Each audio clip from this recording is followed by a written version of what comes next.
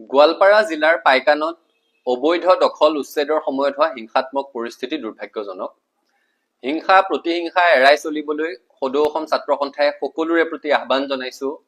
আমি কোনো লোকৰে প্ৰাণহানি হোৱাটো নিবিচাৰো, কিন্তু একে সময়তে চৰকাৰী নিৰ্দেশ কাৰ্যকৰী কৰিবলৈ গৈ বা নিজৰ কৰ্তব্য পালন কৰিবলৈ যোৱা আৰক্ষীৰ লোকক, প্ৰশাসনৰ লোকক আক্ৰমণ কৰাটো, খেদি অহাটো কোনো কাৰণতে গ্ৰহণযোগ্য নহয়।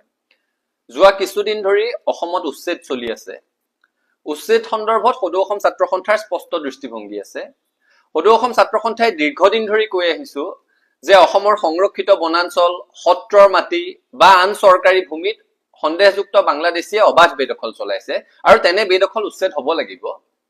অসম চুক্তিৰ 10 নং দফায়ো অসমৰ চৰকাৰী ভূমিত অবৈধ দখল ৰোধ কৰা আৰু বেদখল উচ্ছেদ কৰা সন্দৰ্ভত স্পষ্ট প্ৰতিশ্ৰুতি প্ৰদান কৰিছে। অসম চুক্তিয়ে জনজাতীয় বেল ব্লকৰ সুৰক্ষাৰ কথাও স্পষ্টভাৱে উল্লেখ কৰিছে। এই উচ্ছেদৰ গোটেই বিষয়টোৰ সৈতে জনগাঁথনিৰ পৰিৱৰ্তনৰ কথাটো জড়িত হৈ আছে আৰু খিলঞ্জীয়া মানুহৰ ভূমিৰ অধিকাৰৰ কথাটো জড়িত হৈ আছে।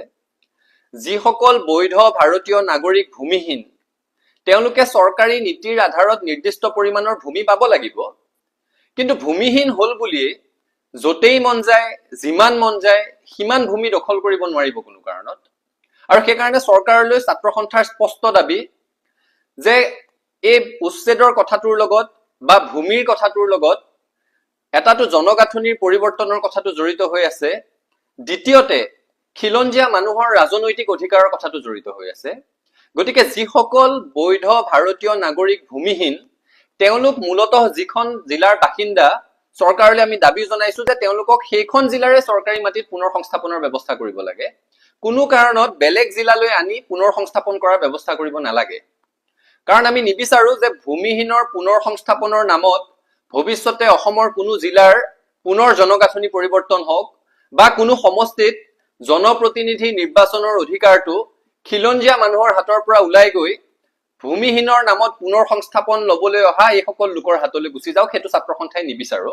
আৰু সেইকাৰণে স্পষ্টভাৱে দাবী জনাইছো যে যিসকল লোক বৈধ ভাৰতীয় নাগৰিক আৰু ভূমিহীন, তেওঁলোক মূলতঃ যিখন জিলাৰ বাসিন্দা তাতেই চৰকাৰী ভূমিত তেওঁলোকৰ পুনৰ সংস্থাপনৰ ব্যৱস্থা কৰিব লাগে। ভূমিৰ অধিকাৰ অসমত খিলঞ্জীয়া মানুহৰ হাততে থাকিব লাগিব। আৰু অসম চুক্তিৰ 6 নং দফাৰ আধাৰত বিপ্লৱ কুমাৰ শৰ্মাৰ অধ্যক্ষতাত গঠিত উচ্চস্তৰীয় সমিতিয়ে এই সন্দৰ্ভত স্পষ্ট পৰামৰ্শ আগবঢ়াইছে আৰু সমিতিৰ পৰামৰ্শ অনুযায়ী খিলঞ্জীয়া মানুহক ভূমি সম্পৰ্কীয় ৰক্ষা কৱচ প্ৰদানৰ কাৰণে সদৌ অসম ছাত্ৰ সন্থাই অসম চৰকাৰক স্পষ্টভাৱে দাবী জনাইছো।